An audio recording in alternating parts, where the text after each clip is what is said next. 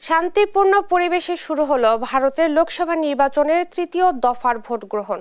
স্থানীয় সময় মঙ্গলবার সকাল 7টায় শুরু হওয়ায় এ ভোট চলবে সন্ধ্যা 6টা পর্যন্ত। এ পর্বে ভোট হচ্ছে 10টি রাজ্য ও একটি কেন্দ্রশাসিত অঞ্চলের 93টি আসনে।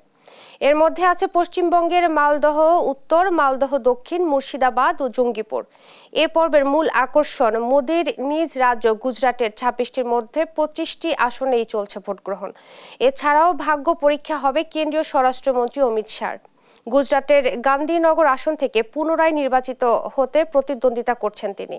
এদিকে ভোটের আগে উত্তরপ্রদেশের কংগ্রেস অফিসে ভাঙচুরের ঘটনা ঘটেছে। ঘটনার প্রতিবাদে সঙ্গেই বিক্ষোভ শুরু করেন কর্মীরা।